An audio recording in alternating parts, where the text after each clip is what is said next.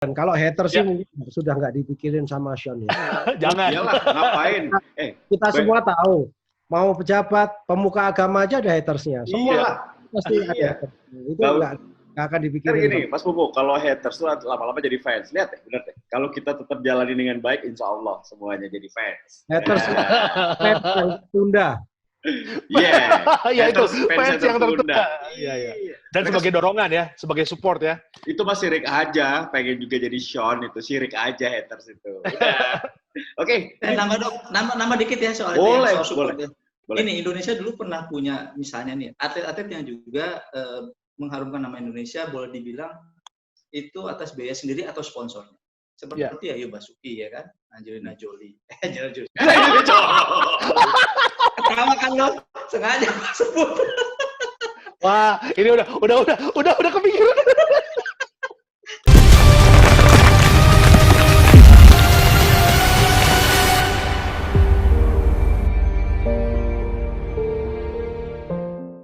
Halo guys, welcome to my channel T10 TV. Kali ini kembali di acara Ngobrol F1. Ya, banyak sekali yang request pertanyaan, yang sudah komen. Terima kasih perhatiannya, tentunya dengan perhatian. Kalian semua juga tulis komen, like, share, itu tentunya mendukung kita untuk terus membuat sebuah konten yang menarik tentang Formula One. Ya, dan kali ini kembali Ngopi hadir bersama dengan 3 komentator, 3 fans, 3 expert yang tentunya hadir selalu di acara Ngopi kali ini. Selamat malam, Mas Kumis. Malam. Yo. Arif Kumis Kurniawan, the one and only. Kemudian Mas... Nggak ada lagi. Nggak ada lagi. Udah. Mas Mumu atau Mas Wahab, apa kabar Mas? Baik, alhamdulillah, selamat malam. Pecinya hilang karena bulan puasanya sudah tidak ada. Ya, pecinya hilang. Lagi sauna. Lagi sauna. Oke, nanti itu di belakangnya ada Toto Wolff, memang nggak kelihatan aja Toto Wolff. Yang ketiga tentunya Didan, Fitra Sakti. Bro, sehat bro? Sehat, semoga channel Ngopi ini lebih hebat dari KKI ya. Yo, 8 juta ya, pemirsa luar biasa. Ampun banget sih. Oke, kali ini kita akan membahas mengenai musim 2020 yang akhirnya kita bisa melihat F1 di bulan Juli nanti. Di Austria yang akan dimulai 5 Juli, kemudian lanjut Austria 2 kali, Hungaria, British, kemudian Silverstone udah 2 kali ya. Ada di Barcelona, nyambung di Belgia, dan terakhir Italia. Sementara itu yang confirm. Oke, kita akan bahas dulu, Mas Kumis. Ini apa berita terbaru mengenai keluarnya jadwal dari FIA? Sudah ditunggu-tunggu, akhirnya rilis juga setelah Lebaran kemarin. Ya, yang pasti kan ada adjustment. Waktu awal kita ngobrol soal Ngopi itu kan, habis Austria, Inggris langsung kan. Yes. Nah, akhirnya waktu itu kan kita udah bahas bahwa kesulitan kalau dari Austria langsung ke Inggris adalah di Inggris memberlakukan karantina 14 hari. Jadi impossible tuh langsung ke Inggris. Akhirnya di-adjust kan, ya kan, dari Austria ke Hungaria dulu. Ya kan, dari Hungaria baru ke Inggris. Jadi akhirnya adjustment itu dan satu lagi tambahan, akhirnya pemerintah Inggris memberikan keringanan untuk olahraga tertentu di mana akan banyak orang datang ke negaranya, dan dengan jaminan ketika masuk ke sebuah event, bukan ke negaranya lagi, bukan ke Inggris lagi, tapi ke sebuah event, itu ada protokol COVID yang juga jelas. Dan F1 sudah memenuhi itu, di mana nanti ketika musim berjalan, sejak di Austria itu, setiap 2 hari sekali akan ada tes COVID dengan bukan cuma rapid test ya, tapi tes yang komplit. Dan dalam artian ada swab dan termasuk udah siap dengan karantina dan replacement people-nya. Nah, itu sih dari yang terbaru dari kesiapan F1, bahwa Ross Brown juga bilang, Chase Carey juga bilang, pokoknya begitu ini di kalender diputuskan, maka segala protokol kesehatan itu wajib dilaksanakan untuk semua orang yang akan masuk ke sirkuit, siapa aja, dan sebisa mungkin mereka nanti jauh dari masyarakat, memang tanpa penonton, tapi kan ketika jalan dari hotel ke sirkuit dan sebaliknya itu ada kemungkinan bersinggungan dengan masyarakat, dan itu sebisa mungkin dihindari. Nah, protokol-protokol ini yang memang harus dijalankan, dan yang question mark yang ini belum bisa diwujudkan karena belum kejadian adalah bagaimana dengan kru pit nanti. Karena jarak antara mereka kan nggak mungkin social distancing-nya itu terpenuhi. Social distancing kan minimal ada yang bilang 1 meter, 1,5 dan 2 meter. Sementara kru pit kan harus nempel. Nah ini yang menarik dari setelah diputuskannya jadwal, kejadian-kejadian seperti itu yang sudah diantisipasi oleh F1 dan ya nanti akan kita lihat. Tapi yang kalau saya sih lebih melihat memang nanti glamornya F1 nggak ada. Apalagi crowd-nya F1 nggak ada. Tapi at least kita masih dapat serunya balapan dari jadwal dari jadwal yang sudah ditetapkan 3 minggu pertama, lalu jeda, lalu ada lagi 3 minggu kedua, jeda 2 minggu maksudnya 3 minggu pertama Australia 2, Hungaria 1, jeda 2 minggu, lalu Inggris, Spanyol dan Belgia 3 minggu itu lalu diakhiri oleh Inggris 2 kali dan Spanyol itu 3 minggu kedua, jeda 2 minggu, lalu Belgia dan Italia mengakhiri 2 bulan 8 balapan yang tentu sangat-sangat melelahkan bagi siapapun.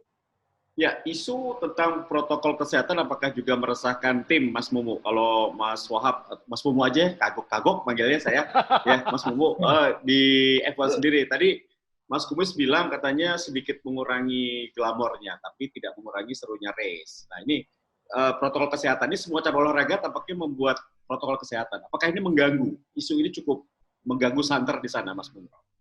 Ya tentu saja sangat mengganggu. Coba misalkan dibayangin, Tio. Kejadian seperti Lewis Hamilton di Jerman tahun lalu, dia nabrak di tikungan terakhir, masuk pit langsung menyiapkan front wing dan dengan cepat gitu. Gimana kalau nggak bersinggungan? Tapi ingat Tio, mereka kan punya overall yang juga sebenarnya terlindung, itu kan anti api semua. Tentu saja overall itu juga bisa melindungi dari atau memenuhi kriteria dari protokol kesehatan, tinggal ditambah-tambahin saja. Yang paling mengkhawatirkan adalah apabila salah satu kru nanti tiba-tiba dites positif. Itu kejadiannya seperti apa lagi kan tentu saja berbeda dengan pada saat di Australia kemarin, McLaren juga kelabakan. Hari ini mereka sudah pasti mempersiapkan diri. Ada beberapa hal, contohnya kan pembatasan kru itu kan sudah berlangsung baik di F1 maupun F2. F2 itu pernah ada satu tim dihukum karena disinyalir krunya kelebihan 1. Dan itu bisa berakibat dari pengurangan poin atau hukuman denda. Itu yang akan sulit. Yang kemarin sampai semalam itu kita bicara-bicara bagaimana cara mengatasinya. Dengan jeda waktu 2 minggu itu harus datang duluan krunya dan lain sebagainya. Bukan masalah ini ya logistik lagi, karena dengan 8 jadwal di awal, ini hanya 8 jadwal di awal loh. Masih akan ada jadwal-jadwal berikutnya. Ya. Nah, itu pasti akan menyulitkan. Mereka pasti lagi mempersiapkan diri. Bahkan para pembalap itu mulai minggu depan itu sudah mulai bergabung dengan timnya masing-masing. Paling nggak sekarang ini kan pembalap yang repot. Pembalap yang sekarang ini kan kebanyakan kelebihan berat badan. Sama dong. Sama dengan kita kelebihan berat badan. Saya semalam tanya ke Sean itu berat badannya sekarang itu 82 kilo. Dia harus nurunin jadi 76. Wow. Dalam waktu 2,5 minggu. Dan atlet, mungkin kalau kita mau latihan kayak Sean gitu bisa cepat turun ya. Tapi kalau Sean kan sudah badannya udah terbentuk gitu. Masih muda juga. Masih muda. Pembakaran masih oke.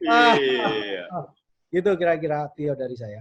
Oke, kalau dari Bro Didan gimana nih? Tadi glamornya hilang. Terus tentunya banyak juga protokol kesehatan. Apakah juga ini akan berpengaruh dalam kenikmatan kita menyaksikannya?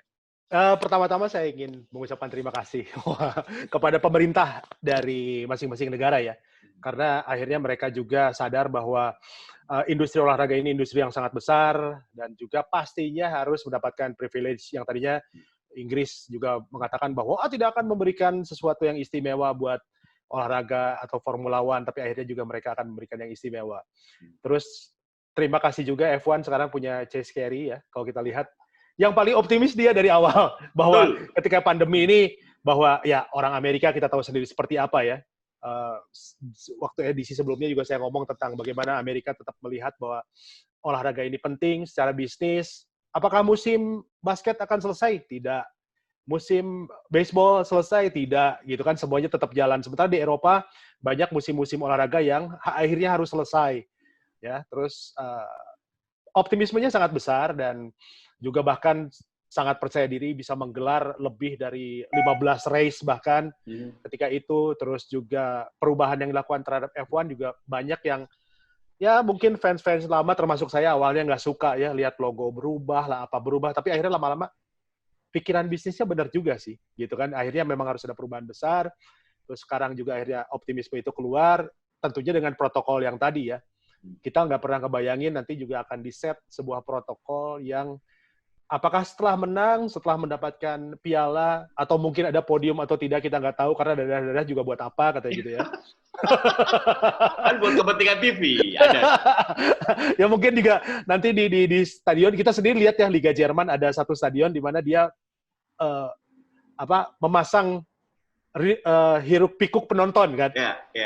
Jadi ada satu stadion yang sepi banget, tapi ada stadion yang isinya tiba-tiba ini kok suara dari mana, kok ada orang-orang teriak-teriak, ternyata emang dipasang gitu kan. Ya mungkin seperti itu bisa, atau mungkin gaya kayak Korea memasang beberapa gambar di bangku-bangku penonton untuk sekedar memeriahkan juga bisa.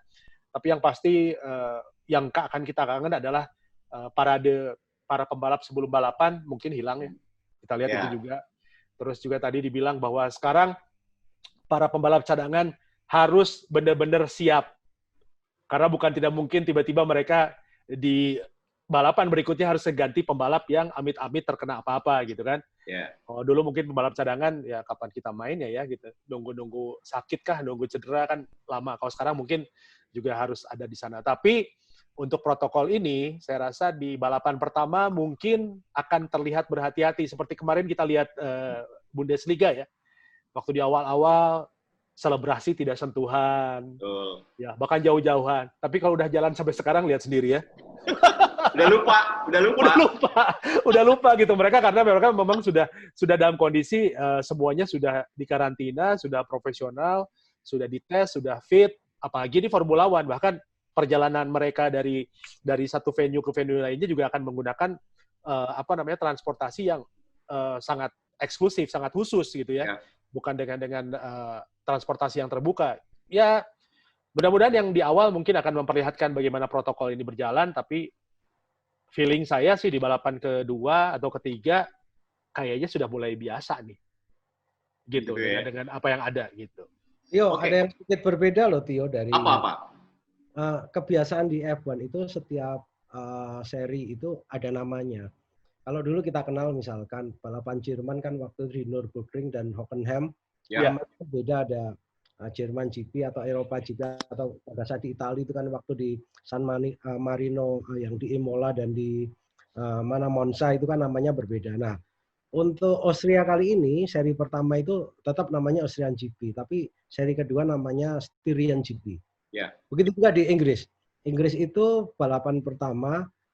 Ini kan jarang nih F1 itu melakukan double header atau back to back race sirkuit yang sama. Kalau back to back juara sering ya. Kalau back to back juara sering. Back to back juara udah sering. Back to back. Ada di Inggris nanti seri pertamanya tetap Inggris GP atau Great Britain GP, tapi yang kedua itu namanya 70th Anniversary GP. Ya, betul. Ya. Jadi ada perubahan nama ya, ada perubahan nama di Austria dan juga di Inggris ya, ada dua nama. Yang sayang sih di Belanda ya, yang batal karena memang mereka sendiri kan dengan kembalinya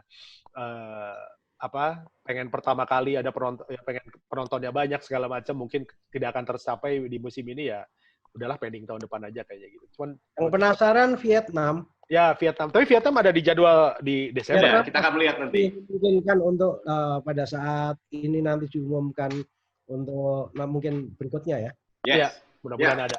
Mas Kumes, ini menarik ya untuk kita memperbincangkan apakah ini akan menjadi gelar ke-7 Lewis Hamilton. Seberapa besar di musim ini yang kita akan lihat apakah gelar ke-7 untuk Hamilton akan terjadi. Nah, kalau beritanya ke orang Inggris semua pengennya begitu. Karena Ya, apalagi Hamilton kan dulu ya. Michael Schumacher itu kan boleh dibilang musuhnya publik Inggris ya. Karena sebagian pertama dia waktu itu Damon Hill dikalahin sama dia. Terus dia ngalahin idola publik Inggris, dalam hal ini Ayrton Senna gitu kan. Ya. Apalagi dia juga ngalahin tim Inggris, dia ngalahin Williams, dia ngalahin McLaren gitu kan. Jadi ketika ada peluang besar Hamilton untuk menyamai dulu tahun ini, lalu melewati rekor kemenangannya, kan dia udah bentar lagi lewat, mungkin kalau lancar ya, itu pasti orang ini sangat support kemungkinan Hamilton akan pertama menyamai rekor 7 kali driver championship, lalu kemenangan sekarang 85 banding 91. Jadi tapi kita lihat berapa seri yang bisa digelar. Sekarang kan 8 nih. Karena 8 ini bisa nambah, bisa tetap 8. Rosberg kan bilang 8 ini sudah cukup sebagai championship. Kalau dari sisi persyaratan ya. FIA harus menggelar 8 seri minimal. Tapi ada satu persyaratan lain, harus digelar di 3 benua. Ini kan hanya satu benua nih, Eropa. Satu benua. Tapi sudah diklarifikasi, karena ini sifatnya darurat, 8 walaupun semuanya di Eropa, itu sudah cukup dianggap sebagai World Championship. Nah, kalau 8 seri ini nggak nambah, ya, maka saya melihat 50-50 nih Hamilton bisa juara dunia lagi, Pak.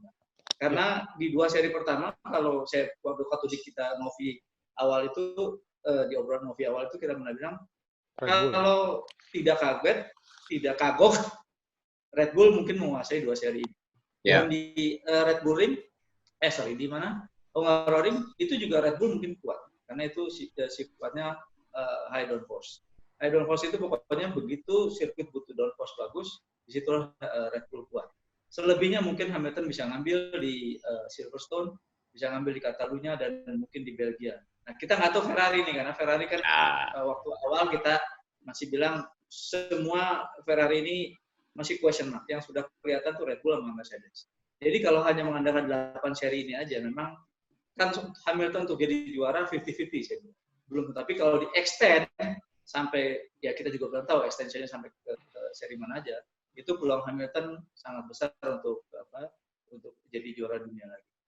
Oke, ini Ferrari kasih di Itali lah, kesian nanti kalau terakhir kan di Ferrari. Tapi kalau melihat Mas Bobo ini melihat dari peta kekuatan dari pasangan pembalap, apakah ini akan berpengaruh juga ketika Ferrari sudah memastikan Vettel akan pindah? Tentunya ini akan menjadi satu keuntungan mungkin untuk pesaing-pesaing mereka, karena mungkin saja Leclerc dengan Vettel tidak akan akur ini. Dalam balapan bisa merugikan Ferrari, bisa menguntungkan tim lain. Apakah ini akan terjadi atau tidak? Ya pasti secara psikologis akan mempengaruhi. Tinggal psikologis itu mau dibuat jadi positif atau negatif. Contohnya zaman Daniel Ricciardo masih di Red Bull, waktu mau pindah ke Renault itu kan juga sebenarnya kualifikasi itu agak sedikit dalam tanda kutip dijegal timnya. Kalau teman-teman nonton Drive to Survive-nya season pertama, itu sebenarnya yang diceritain baru 50%. Saya kebetulan waktu itu nonton di pedok F2 barengan dengan mantan teknisinya Alfa Tauri ya sekarang ya, yang sekarang menjadi bosnya Ferrari Driver Academy. Dia cerita itu kenapa kok terjadi seperti ini. Nah, itu kan satu psikologis yang akan mempengaruhi pembalap. Tapi waktu itu kemudian dijegal timnya. Bisa juga Vettel mungkin karena kemauan di dalam diri dia pengen membuktikan bahwa sebenarnya kan Vettel kan dianggap gagal di Ferrari. Dia juga harus membuktikan apakah sebenarnya di Ferrari itu gagal karena Ferrarinya atau karena Vettelnya. Pasti itu kalau muncul kan itu juga modal untuk portofolio dia jualan di tempat lain. Siapa tahu Mercedes mau untuk membeli Vettel, karena nggak banyak tim yang mampu untuk menggaji Vettel. Dipotong separuh saja masih 15 juta, mungkin nggak banyak yang sanggup gitu loh. Nah, sebaliknya, kalau memang Vettel sudah tidak punya motivasi, dia juga akan balapan sekenanya. Tapi saya yakin ya, bahwa motivasi yang rendah pembalap untuk membuat timnya tidak berhasil itu sangat jarang untuk di F1. Karena itu akan mempengaruhi karir-karir ke depannya. Kita nggak tahu seperti apa. Alonso, kita nggak tahu mau berkarir di mana. Sekarang udah melanglang buana kemana-mana Alonso. Mau balik lagi ke F1. Nah, itu kan kita nggak tahu. Pasti mereka akan jaga hubungan baik. Karena di dunia motorsport, orangnya itu aja. Orangnya itu aja, muter-muter. orang yang pintar aerodinamika juga muter-muter ke tim manapun gitu loh. Orang yang pintar apa itu namanya komputer CFD itu juga akan muter kemana-mana. Nah, dengan kecilnya dunia motorsport, mereka atau pembalap tidak akan mau ambil risiko untuk membuat dirinya untuk dalam tanda kutip dihinakan ya. Dia pasti akan terus berusaha untuk menjadi positif. Oke, kalau dari Didan melihatnya bagaimana ini? Apakah memang tetap akan Bottas dan juga Hamilton yang akan bekerja sama terus sehingga memang sulit sekali bagi pembalap lain sehingga mereka memuluskan konstruktor juara, Hamilton juara lagi? Ya, tadi saya juga setuju dengan Mas Mumu, dengan Mas Kumis ya bahwa ya memang peluang tetap masih ada di Mercedes ya, di Lewis Hamilton. Terus juga kita lihat beberapa seri ke depan juga yang setelah 8 itu kita akan lihat juga mungkin akan besar menguntungkan bagi Mercedes ya. Tapi yang pasti tadi juga Vettel sudah dibahas ya soal bagaimana dia juga harus mulai jualan lagi gitu ya dengan apa yang dia punya. Dan ya mau dibilang kemarin mungkin pertanyaannya adalah sebelum tahun 2019, ini Vettel apa Ferrari-nya yang gagal? Banyak yang mungkin, Ferrari mobilnya tidak sesuai dengan Vettel. Tapi di tahun kemarin, Charles Leclerc ini seperti seolah-olah membuktikan lu yang gagal. Iya, Karena ternyata gua datang, gua lebih baik dari lu gitu kan ya. Terus tiba-tiba sekarang di tahun 2020, belum mulai, dalam tanda kutip kan belum mulai nih ya Formula One ya kan sebetulnya. Tapi sudah ada gambaran pembalap untuk tahun berikutnya. Jadi ya memang ini bisa jadi redemption mungkin bagi Vettel sendiri. Dia ingin membuktikan bahwa di akhir karirnya bersama dengan Ferrari dia bisa memberikan sesuatu meskipun nanti setelah itu dia entah ke tim mana atau mungkin tidak mendapat tim, tapi dia bisa mendapatkan kepuasan. Tapi kalau feeling saya sih dia masih bergelut dengan siapa yang the best di Ferrari. Yes. Bukan di Formula One. Yeah. Nah, kalau buat Formula One, Lewis Hamilton masih tetap ada di atas, kalau prediksi saya. Di posisi 2, ya kalau nggak pembalap Ferrari, ya Bottas lagi. Oke. Jadi bisa dikatakan bahwa semua fans Ferrari yang nonton Ngopi kali ini ya udahlah ya. Menangislah dari sekarang lah. Tidak akan juara dan tidak akan menang. Kita lihat rebuilding aja deh buat tahun-tahun berikutnya. Ya, Tio, nambahin dikit ya, Tio. Boleh ya? Boleh. Ini soal Vettel dan Ferrari ini kita berandain aja. Kalau ternyata mereka benar-benar ngumpetin kekuatan dan ternyata bikin heboh di Austria. Misalnya nih, dia sapu bersih front row lalu menang dengan mudah. Lalu misalnya entah Vettel terutama Leclerc ya, mimpin klasemen. Ya. Apakah akan diganggu oleh Vettel? Karena dia nggak mau dong Leclerc juara. Itu possibility itu ada. Karena Vettel track record tahun 2019 itu sering banget ngegangguin Leclerc. Ya, banyak lah. Terutama terakhir di Brazil. Lagi enak-enaknya itu Leclerc punya potensi bagus, dihajar itu mobil kan.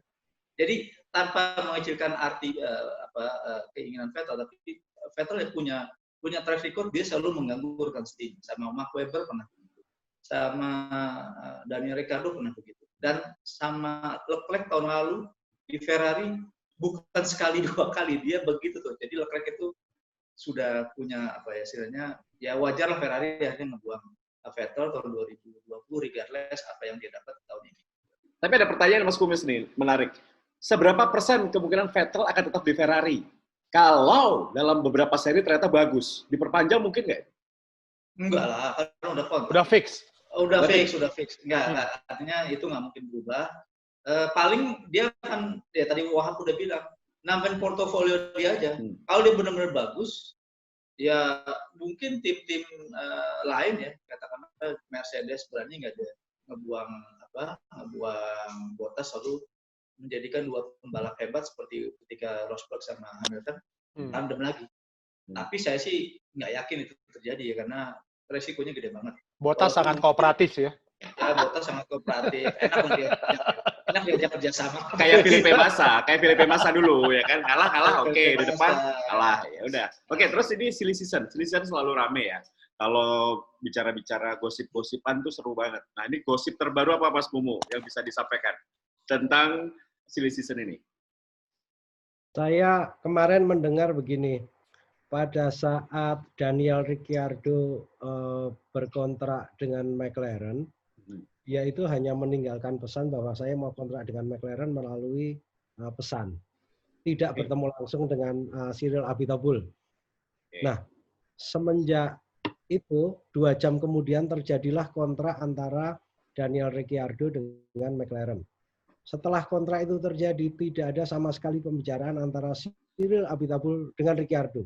Bahkan sampai kemarin malam. Oke. Pertanyaannya, siapa yang akan menjadi pembalap Renault di musim ini? Which is kan masih Daniel Ricciardo pembalap Renault. Yes. Kalau sampai sekarang komunikasi itu tidak terjadi. Sementara dia hanya punya satu pembalap. Ocon. Bukan. Ocon.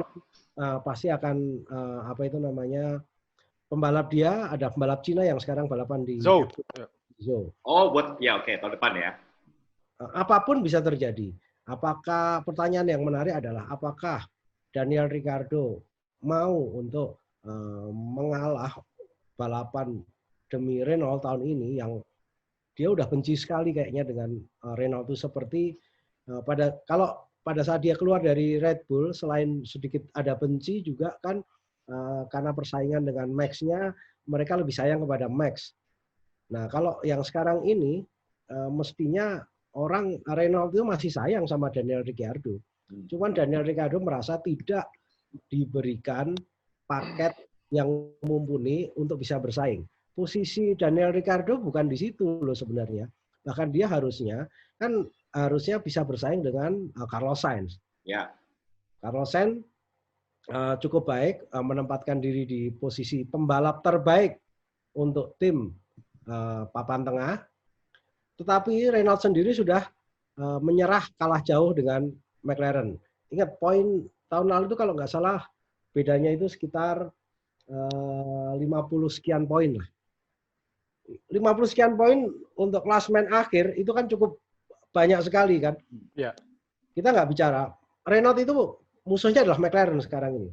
Bukan Alfa Tauri. Tapi Alfa Tauri lah yang mengejar. Pasti posisinya langsung ke McLaren, bukan ke Renault. Nah, posisi seperti itu sudah kalah telak itu tahun lalu Renault. Itulah kenapa Ricciardo juga sangat tidak nyaman dengan Renault karena dia tidak diberikan paket yang mumpuni untuk bersaing dengan McLaren. Pembalap-pembalap itu atau tim-tim itu tahu kok di mana dia harus bersaing. Misalkan Haas dengan Alfa Romeo, mereka tahu kok bersaingnya di situ-situ saja kok. Gua harus bisa ngalahin ini, cukup di situ aja. Kalau Red Bull, Ferrari, Mercedes, mereka bersaing tiga-tiganya. Tapi kalau Red Bull bisa ngalahin Ferrari, tidak harus mengalahkan Mercedes, itu sebenarnya udah cukup kemenangan. Iya, betul. Tapi kalau Ferrari mau nggak mau, dia harus mengalahkan Mercedes. Yes. Nah, Renault hanya cukup mengalahkan McLaren untuk bisa dikatakan berhasil. Dan itu tidak berhasil. Nah, sekarang pembalapnya ke McLaren. Iya. Dan ini saja apa yang terjadi dengan Ricciardo ini, saya juga belum tahu perkembangan terakhir, tapi sampai kemarin itu dia masih belum mau bicara atau belum ada pembicaraan dengan Cyril Abiteboul.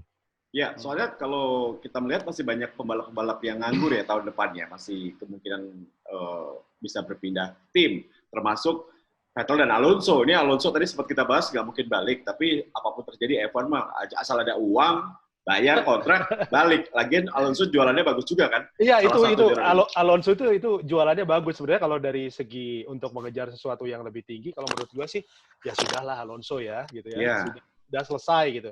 Cuma ya memang dia tuh namanya sangat sangat besar dan tetap kalau kita lihat mungkin kalau di survei para pecinta Formula One akan teringat terus yang namanya Alonso. Lebih menunggu Alonso daripada Kimi sih.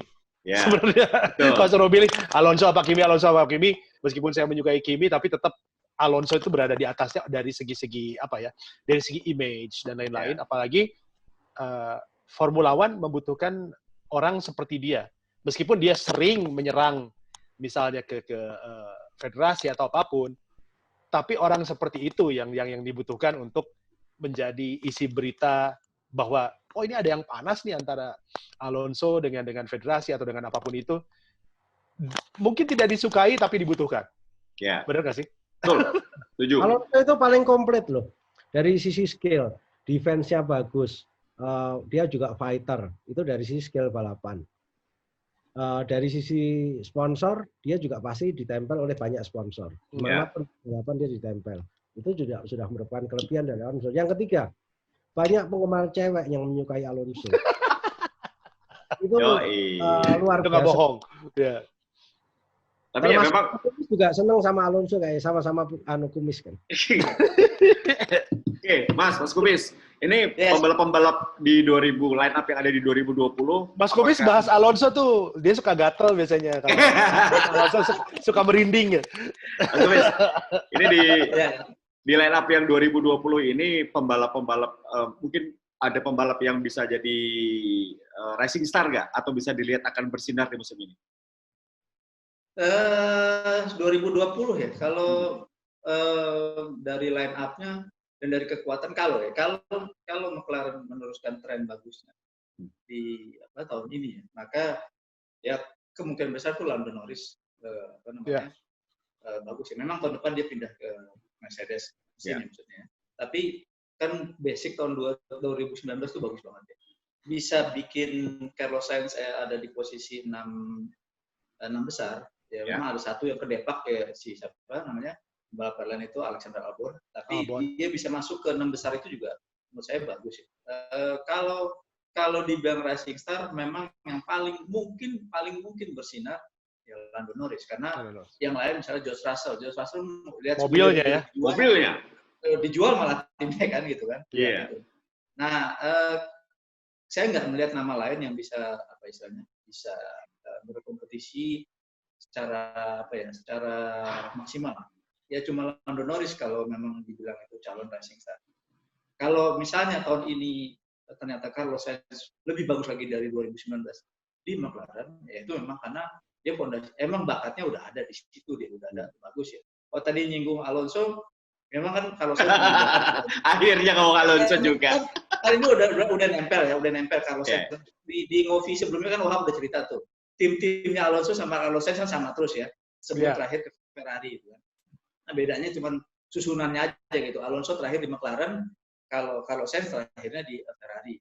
Tapi ya jangan lupa kalau Alonso itu kan satu-satunya pembalap yang bisa mengalahkan Michael Schumacher at his peak performance. Ketika Michael Schumacher dalam peak performance. Hamilton memang ngalahin, tapi dia tidak bersamaan eranya dengan Michael Schumacher gitu kan.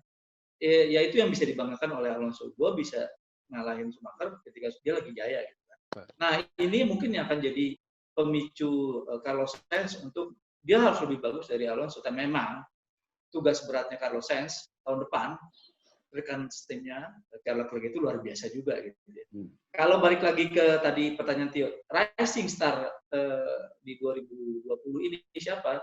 Kalau dari tim papan tengah ya Lando Norris. Kalau di papan atas kalau Ferrari bagus ya racing star-nya ya Charles Leclerc, nggak ada lagi kalau saya bilang. Yeah. Kalau Max Verstappen sih dia kalau Red Bull ternyata dapat mobil yang benar-benar bagus di semua sirkuit misalnya waktu itu kan sampai tahun lalu karena memang mesin Honda belum bisa ngalahin secara power ya, belum bisa ngalahin bahkan Renault tadi belum bisa ngalahin.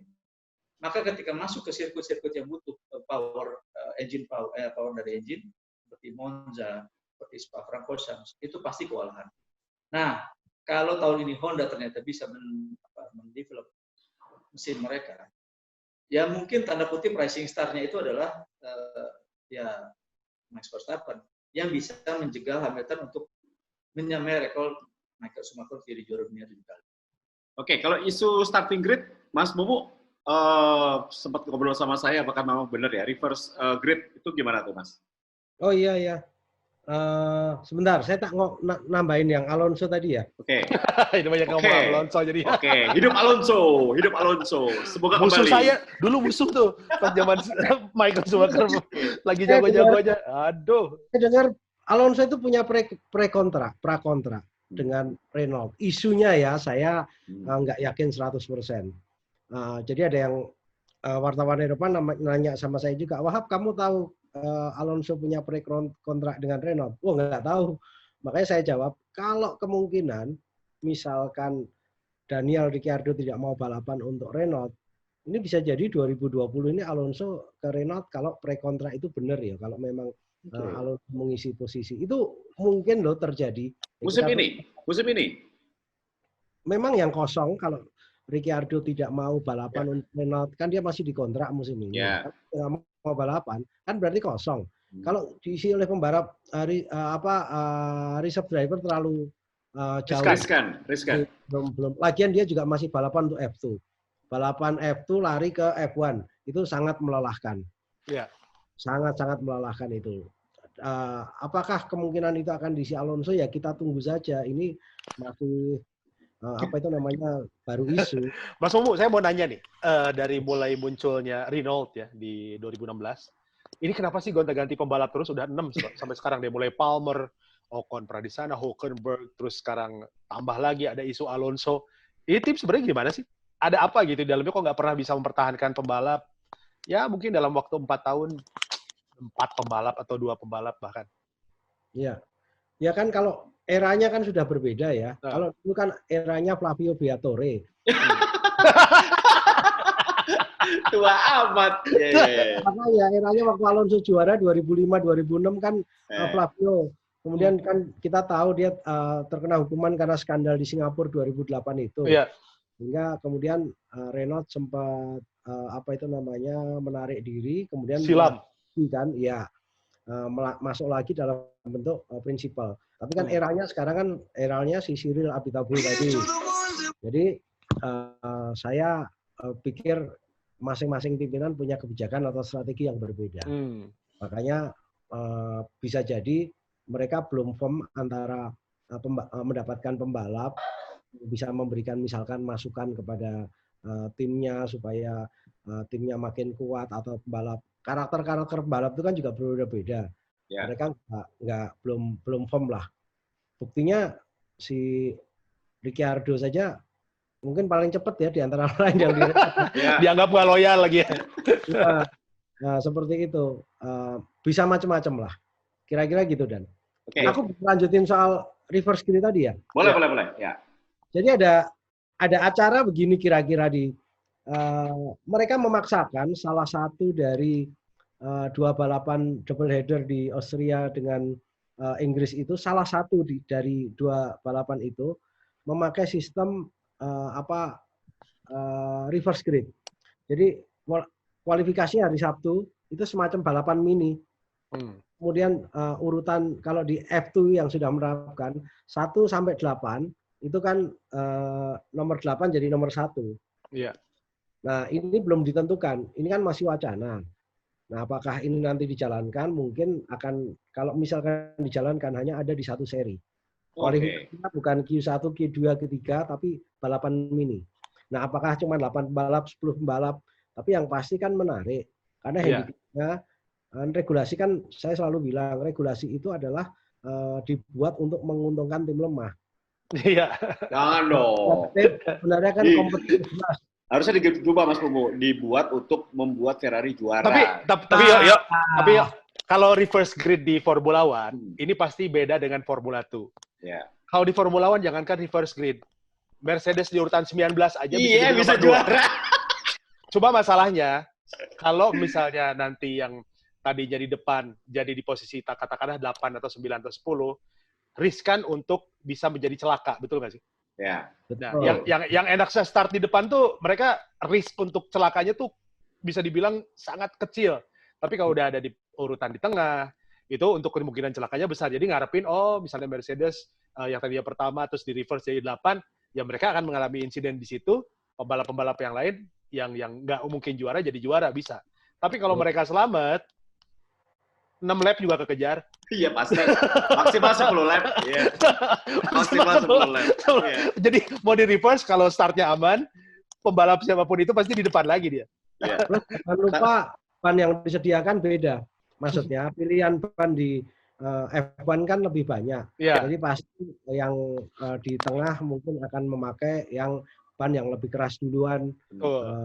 Untuk kan dia pakai ban yang keras belum tentu performanya akan kalah, mungkin bisa menyamai dengan ban yang start di belakang. Karena biasanya start yang di depan, salah satu strateginya kan gimana caranya pakai ban lunak di awal untuk membuat gap yang lebar dengan pembalap belakangnya, sehingga pada saat dia masuk pit, dia masih tidak ketinggalan jauh atau bahkan masih di depan.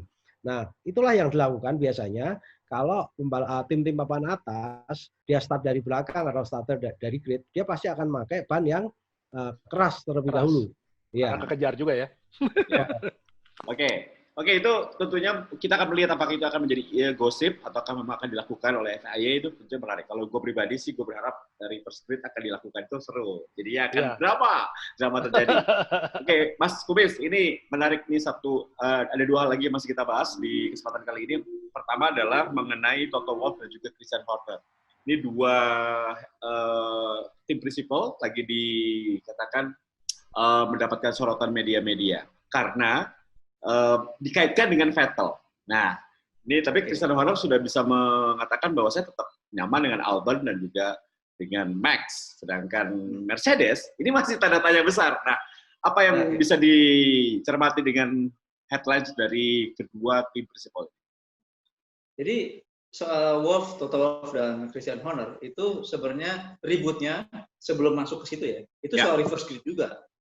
Soal reverse grid tadi yang udah bicara. Jadi Toto Wolff itu memveto keinginan untuk diberlakukannya reverse grid, sehingga kalau di F1 kalau ada regulasi baru itu diizinkan oleh FIA dengan catatan harus ada keputusan bulat dari semua tim, dari 10 tim. Dari semua tim ini hanya Mercedes yang menolak. Jadi reverse grid itu batal lah dipakai ya kan. Itu yang jadi headline sebelum masuk ke soal Vettel ya. Justru itu jadi headline besar di F1 coba-coba ini, kan kita boleh bilang F1 coba-coba nih. F1 coba-coba, katakan kalau Christian Horner kan ini saatnya F1 untuk coba-coba regulasi baru, karena di balapan lain tuh kualifikasi itu bisa dibilang ada Superpole lah di Formula E dan di Superbike, ada reverse grid ala F2 gitu kan. Ada macam-macam format qualifying. Nah, baru nih ribut-ribut lagi soal Vettel tadi. Sebenarnya sih kalau dari sisi Red Bull dia udah jelas. Baik Horner maupun Helmut Marko bilang masalahnya bukan nggak mau narik Vettel, gajinya kegedean. Dengan kondisi kayak sekarang ini, dengan COVID ini, mereka nggak sanggup menggaji dua orang dengan gaji yang katakanlah sama besarnya lah. Walaupun kalau masuk otomatis gaji Vettel lebih gede dari Max Verstappen ya. Karena Max kan belum proven sebagai juara, walaupun dia bagus gitu. Sementara Vettel udah proven sebagai juara di Red Bull. Mercedes juga ya bisa jadi itu psychological war-nya Toto Wolff ya, bilang dia tertarik untuk merekrut Vettel dengan opsi-opsi yang dilihat dulu sampai 8 seri pertama ini digelar. Tapi semua masih question mark tentang kemana Vettel akan berlabuh tahun depan, karena ya saya bilang memang nggak banyak opsi lagi buat Vettel tahun depan, karena tinggal Mercedes kalau dia mau, kalau benar-benar mau, dan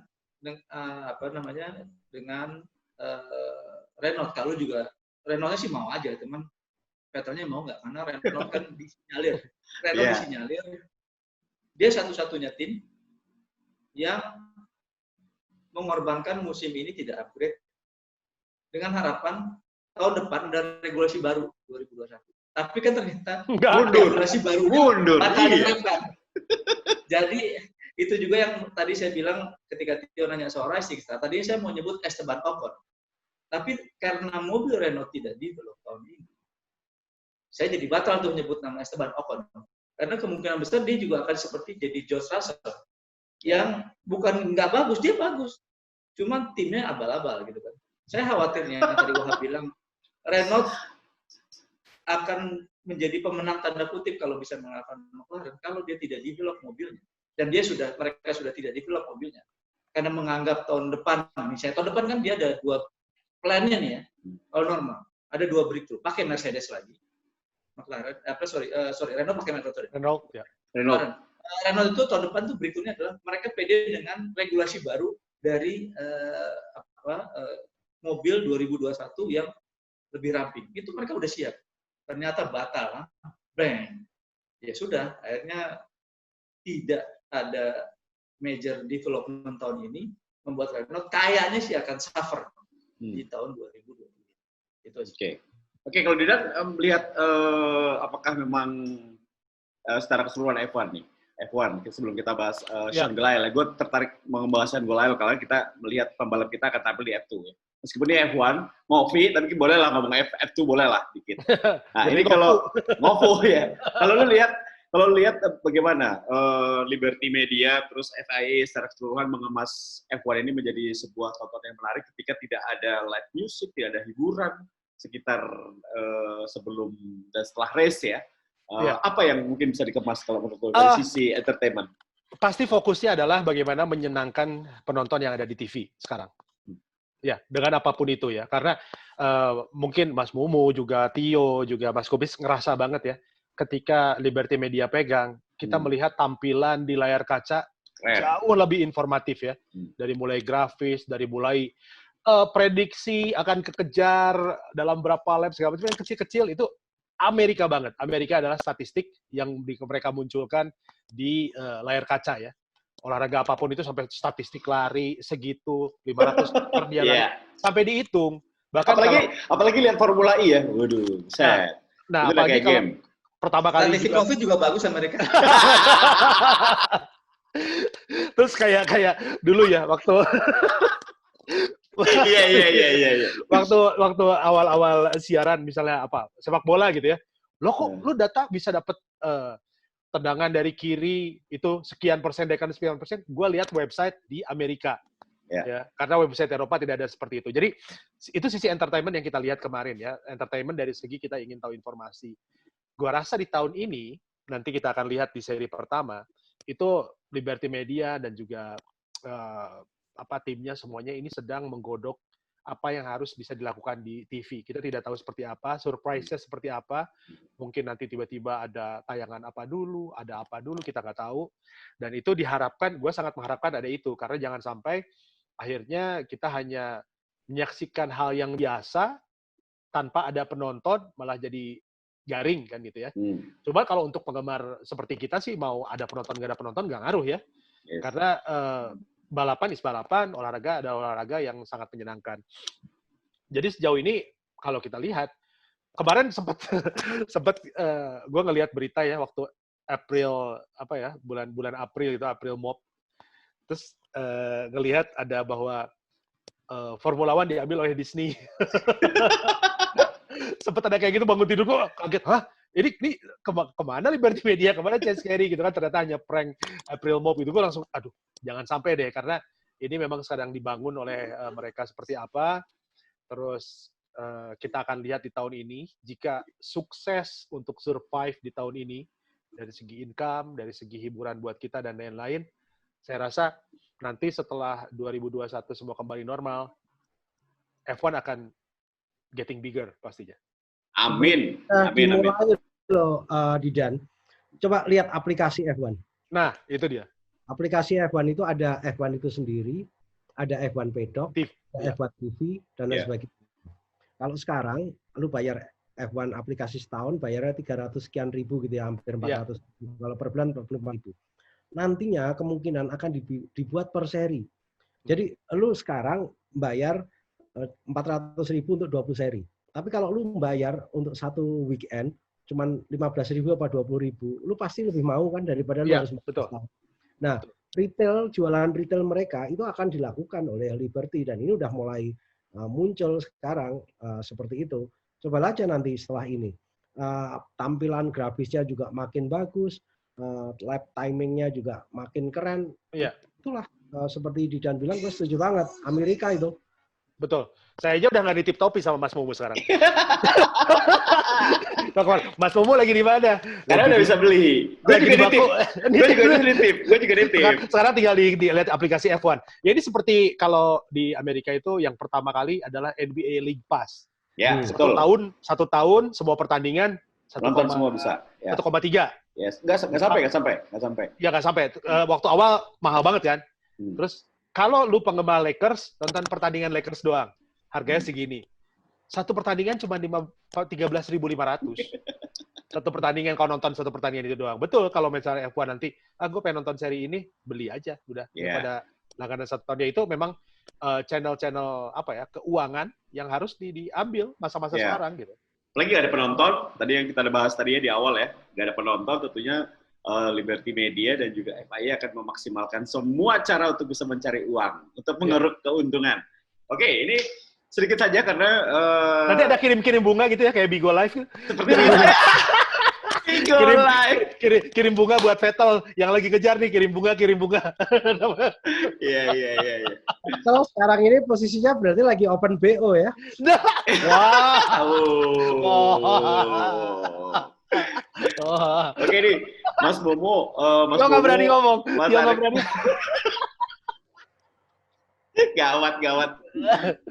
Jadi ini banyak permintaan. Bahas juga Formula E, bahas juga F2. Tapi ya kita kan lagi ngopi, jadi nggak bisa. Tapi ini boleh sedikit lah kita bahas mengenai Sean Gelael. Tapi jangan banyak-banyak, karena nanti ini buat bridging ke ngopi berikutnya kita akan bahas F2 ya. Karena ada pembalap kita yang akan tampil. Nah, Mas Arief, dan Mas Kumis dan Mas Momo katanya berita terakhir dari Sean akan tampil. Apakah itu betul untuk Indonesia? Ya, insya Allah betul, karena ya Sean kan di hasil pre-season test di Bahrain, pre-season test sebelum seri pertama itu dia bagus, konsisten. Nah, pas mau mulai seasonnya ada COVID, jadi dia kayak ada unfinished business. Ya kan? Oh ya. Nah, memang kan wait and see tentang bagaimana perkembangan COVID pertama di Indonesia lalu di Eropa. Ya memang belum confirm 100%, belum ada konfirmasi, walaupun di IGF2 Sean udah bilang tunggu kami, berarti kan kalau dari situ dari IG-nya aja kan ya memang Sean akan balapan. Saya pikir sih unfinished business-nya Sean ini memang harus dituntaskan. Dia sekarang timnya bagus, timnya juga sangat support Sean balapan dengan full komitmen. Ya sekarang kita, apalagi kalau seri pertama nanti di Austria, 2 seri pertama bahkan. Karena kan F2 ini ikut F1 ada 8 seri ikut semuanya. Paling nggak yang 8 seri ini ya. Jadi F2, F3 ikut semua F1. Kalau kita lihat track record Sean di F2, dia pernah F2 dan GP itu ya, dia pernah runner up di situ, pernah memimpin lomba paling lama di situ. Yang tadi saya cerita tahun lalu bahkan memimpin hampir 20 lap sebelum akhirnya degradasi ban tinggi degradasi ban yang tinggi membuat dia harus mundur. Dan dia sekarang dapat tim bagus. Maka itu sayang memang kalau Sean tidak balapan di F2 tahun ini. Dan akhirnya kalau dia balapan, alhamdulillah, dan kita bisa punya harapan bahwa Sean dapat peluang bagus di 2 seri pertama di Red Bull. Oke, ini sebagai tim suksesnya Sean Gelael nih, Mas Momo. Semua ini orang pada bertanya, kapan Sean juara F2 sehingga bisa otomatis secara tidak langsung bisa ke F1. Nah, seberapa besar nih peluang dari Sean? Ya, kalau saya pikir sekarang ini problem utama Sean adalah mengalahkan bagaimana tire atau mengantisipasi tire degradasi. Selalu di tire degradasi itu membuat Sean gagal untuk menampilkan yang terbaik. Tetapi modal dari Sean ini cukup banyak sebenarnya. Kalau saya selalu melihat hasil misalkan pada saat dia melakukan simulator, itu tuh cukup bagus sekali. Tapi kenapa pada saat di balapan terkadang mungkin pressure yang membuat dia tidak bisa maksimal di kualifikasi, sehingga startnya itu tidak di 10 besar, keluar dari 10 besar. Kemarin dengan Prema juga lumayan bagus di season pertama, tapi season kedua karena banyak hal sehingga faktor-faktor yang mempengaruhi juga banyak. Tetapi dengan tim Dams ini, kalau saya lihat beberapa musim, selalu dia tim yang mempunyai kecepatan, tetapi juga mempunyai ketahanan terhadap ban yang cukup kemampuannya mungkin menurut saya dengan regulasi baru kalau dibandingkan Prema lebih bagus Dams daripada Prema. Terbukti dengan karakter 2 pembalap dia yang musim lalu itu. Si Sean sama Latifi itu kan kurang lebih agak sedikit sama karakternya gitu. Jadi dari kadang kita ngobrol, Sean merasa bahwa apa yang diberikan ini ada namanya direktur tekniknya namanya si Remy. Remy itu memberikan apa itu namanya, banyak pujian kepada Sean ketika Sean memberikan masukan. Dan berbeda dengan Prema, kalau Prema yang namanya Guillaume Capieto, si direktur tekniknya itu menentukan settingan dari si pembalap. Tapi kalau Remy ini menurut Sean tidak menentukan settingan pembalap. Settingan pembalap ditentukan oleh masing-masing engineer. Sementara Prema tahun lalu merasa bahwa mobil settingannya itu sudah paling pas. Sehingga di musim kedua major change, dia tidak merubah. Dan itu membuat sangat kesulitan dari Sean. Karena dia masih merasa settingan yang dia itu masih pas dengan regulasi yang baru. Ini miskomunikasi sebetulnya ya, kalau bisa dikatakan ya. Cuman komunikasi yang tidak berjalan dengan baik sebetulnya. Sebenarnya kalau memberikan masukan, sudah diberikan masukan. Tapi dia kekeh. Saya masih percaya dengan setting saya. Oke. Itu antara setting mobil sama driving style itu harus disesuaikan kan. Settingan Charles lu ya. Balap menyesuaikan settingan mobil atau settingan mobil menyesuaikan driving style pembalap. Ini kan menentukan. Itu didapat dari mana? Semuanya mechanical grip. Mulai dari suspensi, anti roll bar dan sebagainya. Nah, itulah yang kompromi itu yang harus dilakukan. Tapi saat memang kompromi itu tidak bisa terjadi karena si Capieto, direktur tekniknya, kekeh. Kalau kita lihat di musim sebelumnya, sebelum major change, itu Prema itu sering mendapatkan hukuman karena floor-nya itu kan minimum ketinggiannya itu tidak tercapai sehingga dia dapat hukuman. Itu berarti mereka memang setup benar-benar di limit batasnya. Itu untuk mendapatkan downforce. Sedangkan major change sekarang mobil F2 sudah ada paket aerodinamika. Logika berpikir umumnya begitu ya. Kita kalau bicara detail banyak sekali yang dibicarakan. Nah, itu tidak dirubah sehingga Sean tetap kesulitan dengan tayar degradasi. Sean merasa pada saat tes di Bahrain kemarin itu cukup bagus. Ini contohnya gambaran di hari ketiga. Itu by the way kapan berangkat ya Sean ya? Kapan berangkat ke Austria ya? Kalau memang belum berangkat boleh dong kapan-kapan diundang ke sini kita ngobrol di Ngopi kan. Dia ngobrol. Boleh ngobrol di sini jadi bintang tamu kita di sini. Ngobrol. Ya karena dia nggak langsung ke Austria, dia harus ke Perancis dulu. Dia kan ke Dem. Ya pembalap itu harus melakukan simulator dulu. Segala macam. Kemudian latihan fisik juga dia lakukan kan. Kan physical trainernya ada di Inggris juga.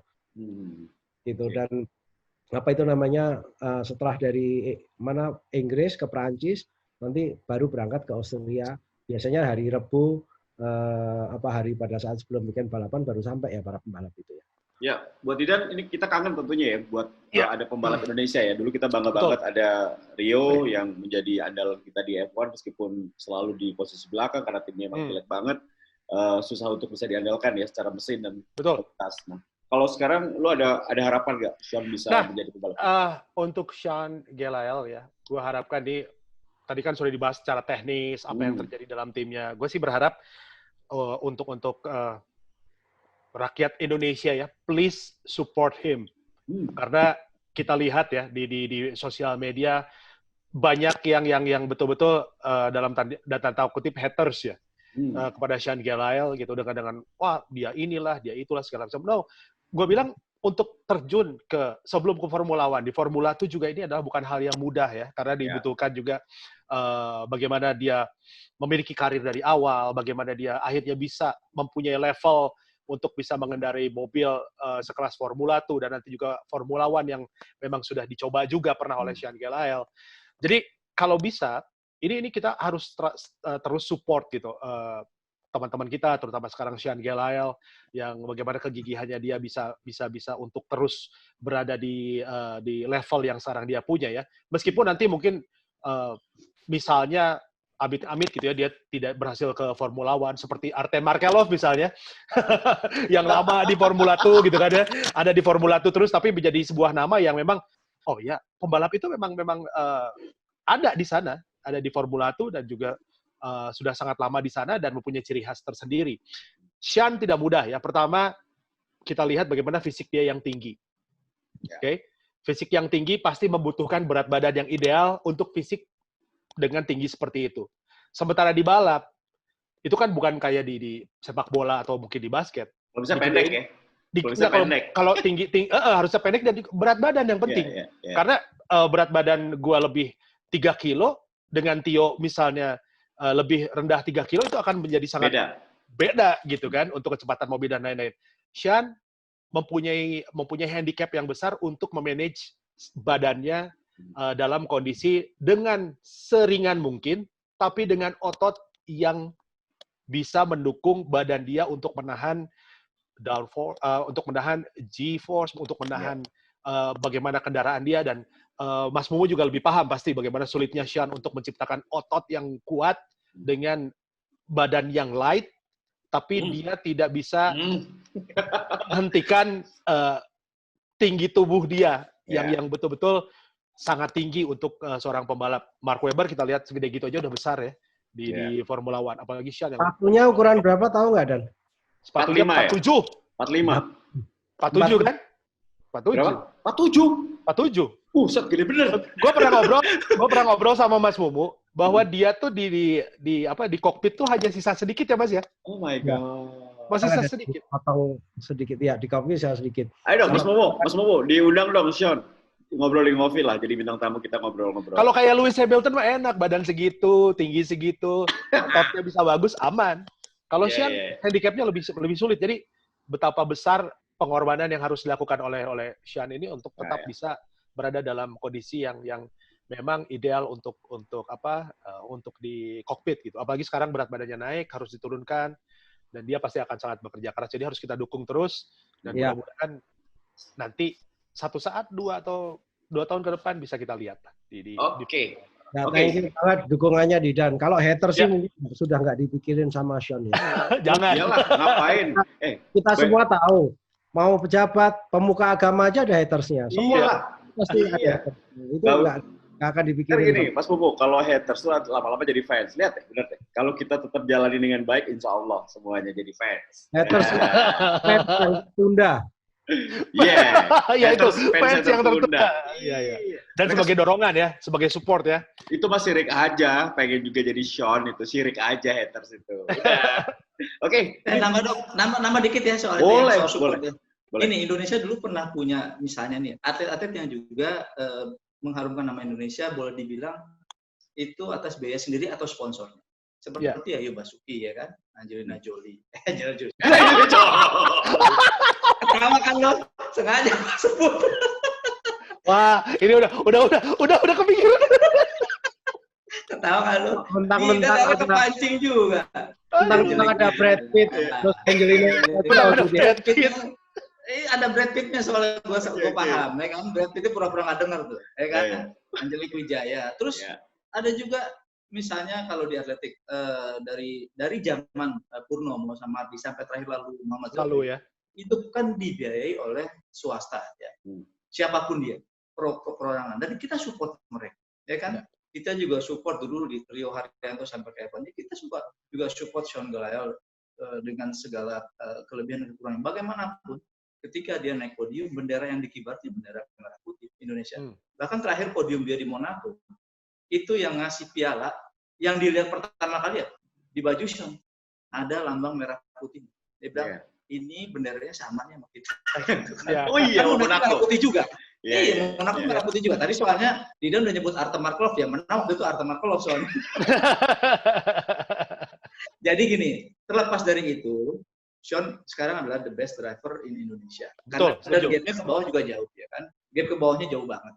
Dan dia yang paling layak kalau misalnya Beyond 2020 ini dia akan ikut misalnya balapan lain. Misalnya setelah di F2, kalau dia bagus bisa ke F1, amin. Kalau nggak bagus misalnya kurang memenuhi syarat, dia bisa ke Formula E yang mungkin akan digelar di Jakarta. Ada juga dia bisa ikut rally, bisa ikut LMP segala macam. Dan itu dia karirnya dari usianya tuh. Untuk karir itu masih panjang. Dan itu tetap membawa nama Indonesia, tidak bawa nama lain-lain gitu. Itu tadi nyambung dikit dari apa yang dibilang dia. Dan kayak misalnya ada orang kan bilang katanya misalnya, wah ini karena memang uang misalnya gitu ya. Tapi kan olahraga itu ada standarnya. Sekarang Tio punya uang misalnya taruhlah 5 triliun, nggak bisa jadi pemain bola di Serie A kan? Bisa. Kegelutan saya. Tapi kalau misalnya lo bikin album rekaman misalnya bisa-bisa aja. Gue lip sync. Tapi kirim ke pasar mungkin tidak dibeli. Nah, sekarang kebayang sih, lu misalnya punya segalanya, terus tiba-tiba suruh pegang setir Formula 2. Nggak akan bisa. Bisa tapi pelan sih. Pelan. Harus ada standar. Nggak akan bisa. Nyalain juga nggak akan bisa kayaknya. Dan terkadang ya ada komentar-komentar yang menurut saya salah. Saya kadang senyum begitu melihat komentar di sosial media. Contohnya ada orang yang menganggap kalau si A itu adalah pembalap dari driver academy, itu balapan itu akan dibayari. Teman-teman, semua pembalap di F2 itu membayar untuk dapat kursi. Ya. Itu saja. Fakta itu tidak dipahami orang-orang. Tetapi Berapa mas besarnya mas? Saya nggak bisa ngomong, nanti membuat isu yang lain nanti. Di atas 100. Mas, Schumacher aja bawa duitnya mas ya? 150 US dollar, 150 ribu US dollar lebih. Mungkin mas yang pakai kumis itu yang bisa. Berapa sih mas kira-kira perkiraan? Di atas 200 ribu US dollar? Saya cuma kasih indikasi aja, biaya untuk balapan F2 selama satu musim itu 10% dari biaya untuk membayar kursi F1 misalkan. 10% dari kursi F1. Berapa kursi F1? Ya kira-kira. Tetap misteri. Itu ada tuh Formula Mane apa itu banyak tuh. Oke. Mas Kumis mau kasih F1 itu 10 kali lipat lah kira-kira dibandingkan F2. 10 kali lipat. Misalnya harganya F2 itu $1 juta, berarti F1 itu $10 juta. Wow. Oke. Yaudah, gue nanti bikin ini deh, bikin perusahaan ayam dulu kali ya. Nanti gue ikut. TFC. Ayam ya. Ayam. TFC ya. Oke, terima kasih Mas Kumis waktunya, Mas Pumu waktunya, terima kasih Didan, bro, thank you banget. Nanti kita akan bahas lebih jauh lagi ya di episode berikutnya, tentunya persiapan jelang Austrian Grand Prix, tentunya akan menarik. Dan sedikit boleh banyak yang meminta F2 ya, karena F2 digelar sebelum F1. Ini akan menjadi menarik untuk kita bahas lebih lanjut di Ngobrol F1. Oke, terima kasih teman-teman waktunya. Wah, senang sekali ini banyak berbagi cerita. Tentunya. Mas Momo jangan lupa bayar ya. Itu sauna. Tuh, saunanya lama banget ya. Sampai ketemu di Ngopi berikutnya ya, teman-teman ya. Oke, guys, terima kasih udah menyaksikan tentunya obrolan kali ini di Ngobrol F1 bersama dengan Mas Kumis, Mas Momo, dan juga Bro Didan. Tentu bisa memberikan inspirasi. Dan tentu kita akan bisa memberikan perspektif yang berbeda tentunya untuk sebuah pengetahuan tentang Formula One yang akan dilakukan di bulan Juli nanti. Terima kasih. Jangan lupa untuk subscribe, nyalakan notifikasi lonceng, komen yang banyak karena tentunya komen Anda akan banyak kita akan bacakan. Kalaupun ada ide bisa kita bahas di Ngopi episode berikutnya. Dan juga share videonya kemana-mana. Yudo Bro and friend, sign out. Bye. Assalamualaikum. Waalaikumsalam.